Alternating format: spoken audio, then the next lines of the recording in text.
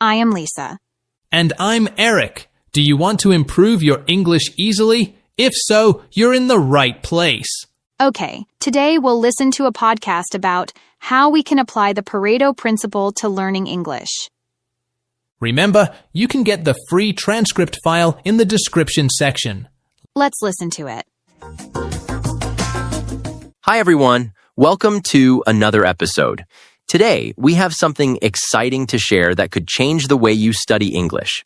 Have you ever felt like you're putting in a lot of effort but not seeing much progress? I know that feeling. But guess what? There's a way to make your learning more effective. It's called the Pareto principle. People also call it the 80-20 rule. The idea is simple. 80% of your progress comes from just 20% of what you do. That sounds great. So, you focus on the important parts instead of doing everything, right?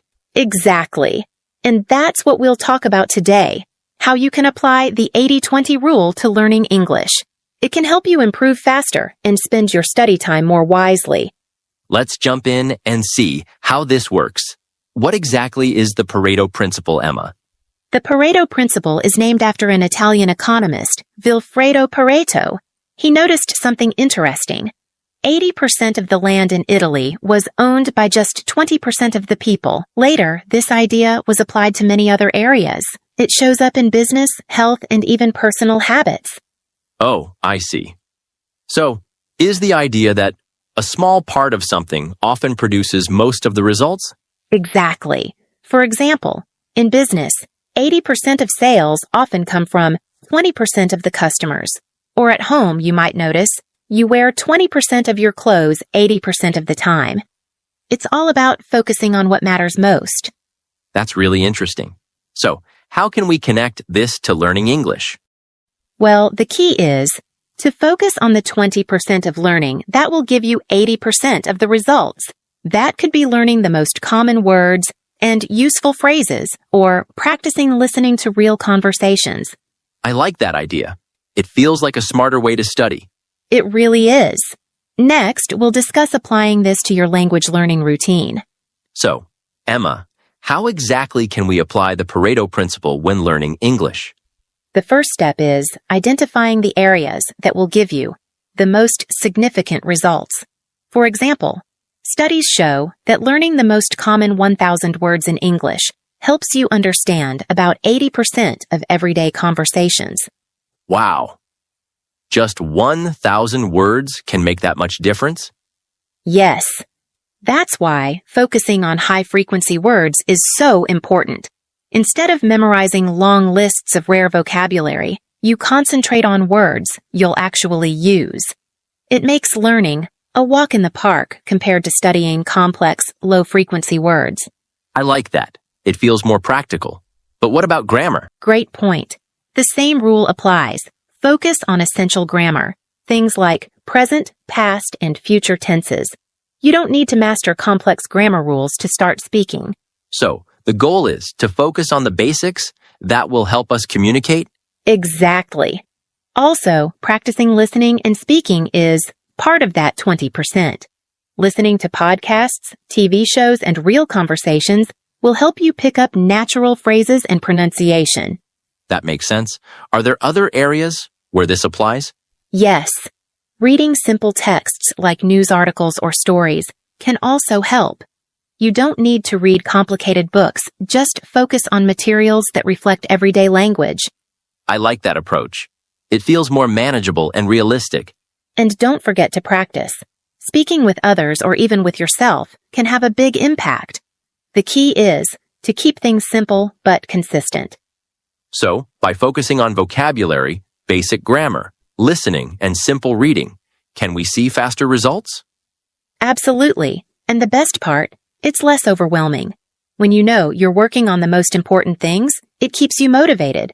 So now that we know how the 80-20 rule applies, what else would you say, Emma? Start with vocabulary. As we mentioned, the most common 1,000 words cover a large part of daily conversations. Make sure you're learning practical words, things you'll use in everyday life, like words related to food, travel, and work. That makes sense. Vocabulary is the building block of communication. Exactly. And when it comes to grammar, don't stress over advanced rules. Focus on the basics, simple sentence structures, common verb tenses, and question forms. You can express a lot with just a few patterns. What about listening and speaking? How do they fit in? Listening is huge. It helps you understand how native speakers actually talk. Spend time listening to podcasts, movies, or even short YouTube videos. Try to mimic the pronunciation and rhythm. And speaking? Speak as much as possible, even if it's just practicing with yourself or repeating phrases aloud. Focus on simple conversations like introducing yourself or ordering food. Try to use new words you've learned in real-life situations. So, prioritize vocabulary, basic grammar, listening, and speaking. Yes, and if you stick to these areas consistently, you'll see great progress. The key is consistency. Small efforts add up over time, and you'll notice improvement faster than you think. Can you give some examples? Sure, like learning 10 new words each week. It's more effective to concentrate on small, regular improvements. Use apps or flashcards to stay organized and track your progress. That sounds manageable. Anything else? Yes. Break study sessions into short chunks. 20 to 30 minutes of focused learning works better than long, tiring sessions. Practice speaking with friends, language partners, or even by yourself. Regular speaking practice makes a huge difference. One common mistake is trying to learn everything at once. This often leads to burnout. Focus on small, meaningful goals. Another mistake is avoiding speaking because of fear of making mistakes. Exactly. Speaking even with mistakes is crucial for progress. Don't worry about perfection. Just practice. I like that. It's about consistency, not perfection. Yes. Also, don't ignore listening practice. The more you listen, the better you understand accents and phrases. That was a lot of great advice, Emma. So, to sum up, the Pareto principle shows us that focusing on the most important 20% of activities will give us 80% of the results. Exactly. Focus on essential vocabulary, basic grammar, and regular speaking and listening practice. This way, you'll improve faster and avoid burnout. Thanks for sharing all these tips. And to our listeners, remember, small, consistent efforts lead to big improvements. Absolutely. Keep going, stay consistent, and you'll see progress in no time. See you in the next episode. Did you know the Pareto principle before, Lisa? Yes, I heard about it, but didn't know the exact details. What do you think about the podcast? Well, it is actually very true that 20% of our work produces 80% of our results. So, applying this principle to English can be very effective. Yes, I agree. I hope our followers like it and will do their English studies in this framework after this. I hope so, Eric. Okay, let's start our podcast. What are the words today, Eric? The first word today is wisely. Then we will continue with burnout and to prioritize. Then lead to. And the final one is a walk in the park. Let's start with the first word. The first word is wisely. Wisely. Wisely is an adverb, and it means to do something in a smart or careful way. Oh, like making good decisions? Exactly. For example, she spent her money wisely. This means she didn't waste her money. She used it in a smart way. Ah, I see. So if I say, he chose his words wisely, it means he thought carefully before speaking. That's right. Wisely shows that someone is thinking before acting. Let's try a quick example, Lisa. For example, Tom had 1 hour to study for the test. He used his time wisely. What does that mean? I think it means Tom didn't waste time. He probably focused and studied the important things. Perfect. That's exactly it. Now a quiz. Wisely means to do something without thinking. True or false? Yes, I know. False. Wisely means to think carefully and make smart choices. Great job, Lisa. Wisely usually comes after the verb, like choose wisely, but it can also go between the verb and the object. She answered the question wisely. Got it. Is wisely formal or informal, Eric? It's neutral, so you can use it in both formal and informal situations. Okay, well, I think we've explained the word wisely pretty well. What is the next word, Eric? The next word is burnout. Burnout. Burnout is a noun, and it describes a feeling of being tired, stressed, and not wanting to do something anymore. Oh, I've heard people say, I feel burned out. Is that the same thing? Yes. Burned out is the adjective form. It means you are already feeling burnout. I've been working late every day. I feel burned out. So burnout happens when you work too hard for too long. Exactly. And it's not just about work. You can feel burnout from school, studying, or even taking care of too many things at once. So, let's say a student studies all day and all night without taking breaks. After a week, they feel super tired and don't want to study anymore. That's burnout. Perfect. And here's another. Sarah loved her job, but after working 10 hours every day, she felt burnout. I get it. It's like your energy runs out. Yes, that's right, Lisa. Eric, is burnout formal or informal? Burnout is neutral. You can use it at work, in school, or when talking to friends. Remember, if you start to feel burnout, take a break and rest. Yes. And don't forget, learning new words doesn't have to lead to burnout. Just take it step by step. Okay, well, let's move on to the next word. Our second word is to prioritize. To prioritize. To prioritize is a verb, and it means to decide what is the most important and do that first. So it's about putting things in order, the important things first and the less important things after. Exactly. For example, I have a lot of work today, but I will prioritize finishing my report. This means the report is the most important thing, and I will do it first. Ah, I see. It's like saying, let's do what matters most first. Yes, Lisa. Let's practice. Imagine you have to clean your house, cook dinner, and finish your homework. What would you prioritize? I think I would prioritize my homework because it has a deadline. But after my homework, I will certainly cook dinner. Great answer. That shows you know what's urgent and important. Now, quick quiz. To prioritize means to do the easiest thing first. True or false? I know this one. False. It means to do the most important thing first, even if it's not easy. Correct. Is to prioritize formal or informal, Eric? It's neutral. You can use it at work, school, or with friends. Try prioritizing your tasks this week. And remember, learning English can also be a priority. Yes. And listening to us is always a great way to prioritize your learning. Well said, Lisa. Thank you, Eric. Okay, let's move on to the next word. The next word is lead to. Lead to. Lead to is a phrasal verb. It means that one thing causes or results in another thing. When something leads to something else, it is a result or outcome. For example, not drinking enough water can lead to dehydration. This means that if you don't drink water, it can cause dehydration. That's a great example. Here's another one.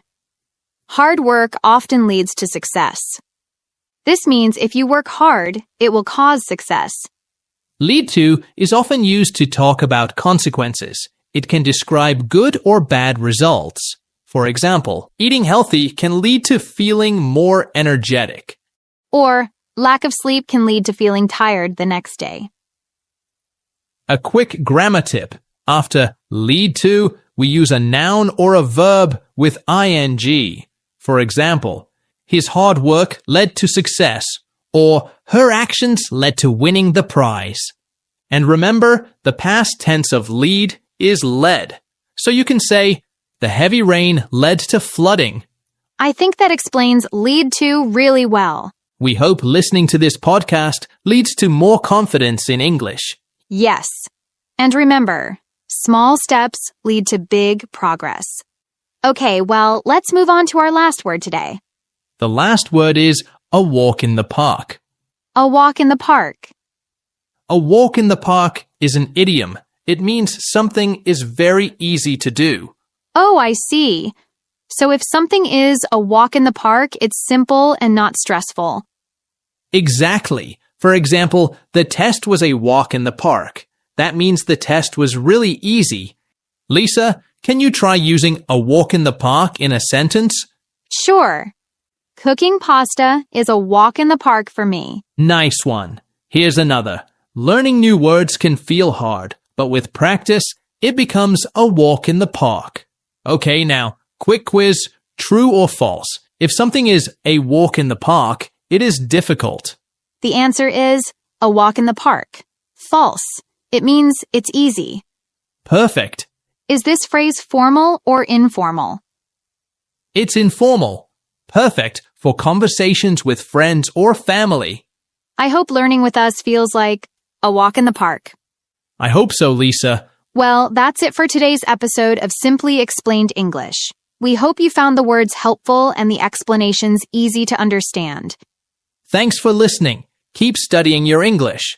And stay tuned. Bye for now. I am Lisa. And I'm Eric. Do you want to improve your English easily? If so, you're in the right place. Okay, today we'll listen to a podcast about how to learn faster. Let's listen to it. Hey everyone. Welcome to today's episode, your favorite place to relax and improve your English. I'm Mark, and as always, I'm joined by the brilliant Emma. Hey Emma. Hi, Mark. Hi, everyone. It's so good to be here. Today, we're going to talk about something super important, how to learn faster whatever you study. Oh yes, I love learning new things, but sometimes I feel like I just can't remember anything. Emma, can science really help us learn faster? Absolutely, Mark. There are simple techniques you can use to speed up your learning. And don't worry, we'll explain everything step by step. Awesome. So grab a cup of tea or coffee and let's get started. Emma, have you ever felt like there's too much to learn and not enough time? Oh, yes, Mark. I think we've all felt that way. But the good news is, there are ways to make learning easier and faster. I love the sound of that. So what's the first tip? Well, the first step is active learning. That means not just listening or reading, but actually engaging with the material. So I need to stay awake during lessons? Exactly. Ask questions, participate, and try explaining what you've learned to someone else. I like that. I think explaining something to a friend really helps me remember it better. Yes, and you can even pretend to teach it to an imaginary audience if no one is around. My dog is going to learn a lot of English this week. I liked it. Perfect, Mark. You know, Mark, there was a study at Harvard University that found students who used active learning techniques scored much higher than those who just listened to lectures. Wow. So if I just sit and listen, I won't remember much? That's right. You need to do something with the information, like writing it down, drawing diagrams, or teaching it to a friend. I can definitely try that. Maybe I'll make flashcards for tricky words or concepts. Flashcards are a fantastic tool. Even repeating something out loud can help your brain remember better. I'm going to try that for sure. All right, Emma, what's next on the list? It's called spaced repetition. It means reviewing material at regular periods, not all at once. Oh, like going over notes every few days instead of the night before an exam? Exactly. When you space out your reviews, for example, once after a day, then after 3 days, then a week later, it helps you remember much better. Spaced repetition works because it strengthens the neural connections in your brain over time, allowing the information to move from short-term memory to long-term memory. The more you revisit the material, the harder it becomes to forget. This technique mimics how our brain naturally keeps information, reinforcing learning without the stress of cramming. That makes sense. I always forget things I crammed the night before. Most people do, and tools like Anki or Quizlet can make it easier to follow a spaced repetition schedule. I'll definitely check those out. Emma, sometimes I feel exhausted when I study for hours. Any tips for that? Yes, it's called the Pomodoro technique. You study for 25 minutes, then take a 5-minute break. Oh, like short, focused sprints? Exactly. It keeps your brain fresh and helps you stay productive. That's a cool idea, but studying for hours without breaks isn't exactly my cup of tea. After 4 sessions, take a longer 15 to 30-minute break. It's about balancing work and rest. I'll give that a try today. I think if you set your mind to something, you can really get things done. Emma, is it true that sleep helps with learning? Absolutely. When you sleep, your brain organizes everything you learned during the day. Research shows that during deep sleep, your brain consolidates memories, making it easier to recall information later. It's like your brain is filing away important knowledge so you can access it when needed. So if I don't sleep enough, I might forget what I studied? Absolutely. When you sleep, your brain organizes everything you learned during the day. So if I don't sleep enough, I might forget what I studied? Exactly. Sleeping right after studying can really boost your memory. Even short naps can help strengthen learning, especially after long study sessions. Quality sleep isn't just about quantity. It's also about making sure you get deep, restful sleep. I'm going to start sleeping more and scrolling less at night. Emma, does being curious really help? Oh yes, Mark. Curiosity makes your brain more active. When you ask questions, your brain stays engaged. So if I'm curious, will I learn faster? Absolutely.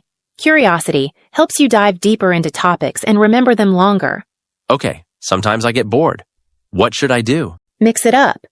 Read, watch videos, listen to podcasts, and practice in real life. Switching between different learning methods can help you engage different parts of your brain, making it easier to absorb and retain information. Oh, like learning English by watching shows? Yes. Using different methods keeps your brain alert and not to get bored. Wow, Emma. So many great tips today. Let's do a quick recap. Sure. Active learning. Engage with the material. Spaced repetition. Review regularly. Pomodoro technique. Short, focused study sessions. Get enough sleep. Stay curious. And mix up learning. Thanks for all the great advice, Emma. And thank you to our listeners. See you next time. Bye for now. How did you find the podcast, Lisa? I really liked it, especially the part about active learning. It makes sense that explaining things to someone else helps you remember better. I thought the same. I might try teaching my cat. She won't understand, but maybe I will. Good idea, Eric. Okay, well, let's start our podcast. What are the words today, Eric? Okay, Lisa. The first word today is exhausted. Then we will continue with to cram and to participate. Then put or set your mind to something. And the final one is not my cup of tea. Let's start with the first word. The first word is exhausted. Exhausted. Exhausted is an adjective. It means very, very tired. When you are exhausted, you feel like you have no energy left. Yes. For example, after running for an hour, I feel exhausted. It's like I just want to sit down and rest. Exactly. Here's an example sentence. After studying all night for the exam, Jake felt exhausted in the morning. This means Jake was very tired because he studied for a long time. Another example could be, Maria was exhausted after cleaning the entire house. This shows that Maria was really tired because she did a lot of work. Can you use exhausted in different forms, Eric? Sure. For example, the long meeting exhausted everyone. Oh, so if something exhausts me, I will feel exhausted. Perfect. And you can use it with the verb feel or be. For example, you can say, I feel exhausted, or he is exhausted. You can also add words like completely or totally to make it stronger. Like, After moving apartments, I was completely exhausted. Good example, Lisa, and you can use exhausted in casual and professional settings. Okay, well, I think now our followers understand the word exhausted better. Now, let's move on to our next word. The next word is to cram. To cram. To cram is a verb with two meanings. The first meaning is to try to learn a lot in a short time, usually before a test. The second meaning is to fit and push a lot of things into a small space. Yes, I usually cram before exams because I don't study early enough. Let's look at examples for both meanings. Here's one for studying. Sarah crammed for her science test an hour before class. This means Sarah tried to learn everything quickly. Another example could be, we crammed all the grammar rules into one night of studying. It means we tried to learn everything in a short time. Now let's talk about the second meaning, to fit a lot of things into a small space. Here's an example. Jack crammed all his books into his backpack. This shows Jack tried to fit too many books into his bag. Another example, they crammed into the small car to get to the concert. It means too many people tried to fit into the car. Cram is often used with for when talking about studying, like cram for an exam. When talking about fitting things, you can use into or in, like cram into a box or cram in a drawer. I often say, let's cram into the elevator when there's not much space left. Perfect. Okay, well, I think now our followers understand to cram better. Shall we move on to the next word? Let's do that. The next word is participate. Participate. Participate is a verb. It means to join or take part in an activity or event. When you participate, you are involved and doing something with others. Yes. For example, I like to participate in dance classes every Friday. This means I join and take part in the classes. It's about being active in something, not just watching. So if I go to a meeting but don't say anything, I'm not really participating, right? That's right. To participate, you need to contribute or take part in some way. Here's another example. All the students participated in the school play. This shows the students were involved and had roles in the play. Another example could be, we participated in a charity run last weekend. It means we joined the event to help raise money. When you use participate, it is often followed by in. For example, participate in a meeting or participate in sports. Is participate formal or informal, Eric? It's more formal, but it's still used often in everyday situations. This is such a useful word. It really is. Whether it's sports, meetings, or group projects, participate is a great word to know. Okay, well, I think we've explained the word participate pretty well. Let's move on to the next word. The next word is put your mind to something. Put your mind to something. This is an idiom. It means to focus and work hard to achieve something. You are determined to reach a goal when you put your mind to something. Yes. For example, if you put your mind to learning English, you will improve quickly. This means if you focus and try hard, you will succeed. Great example. Here's another one. She put her mind to becoming a doctor and studied every day. This shows she worked hard and stayed focused to reach her goal.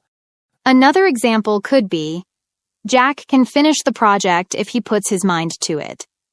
It means Jack will succeed if he concentrates and works hard. Additionally, you can sometimes use set instead of put.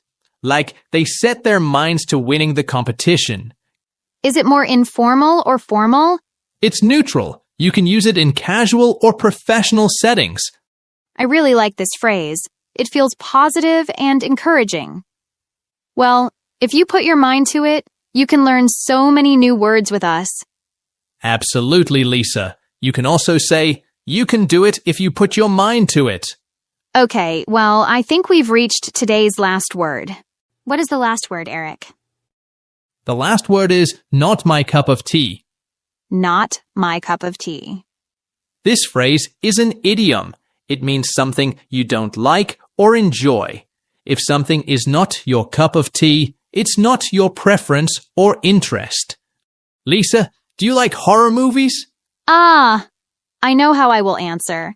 It's not my cup of tea. It means something isn't really my preference, right?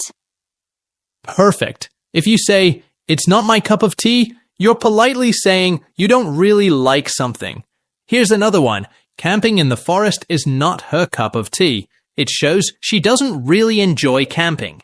This phrase is often used when talking about hobbies, food, or activities.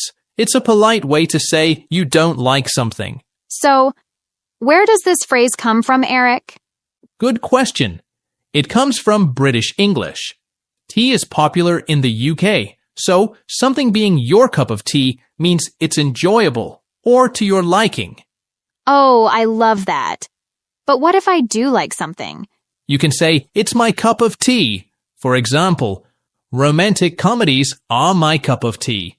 That makes sense. Is this phrase formal or informal? It's informal. You'll hear it a lot in casual conversations, but probably not in professional writing. Got it.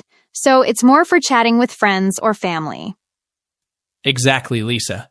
Okay, well, that's it for today's episode of Simply Explained English. We hope you found the words helpful and the explanations easy to understand. Thanks for listening. Keep studying your English. And stay tuned. Bye for now.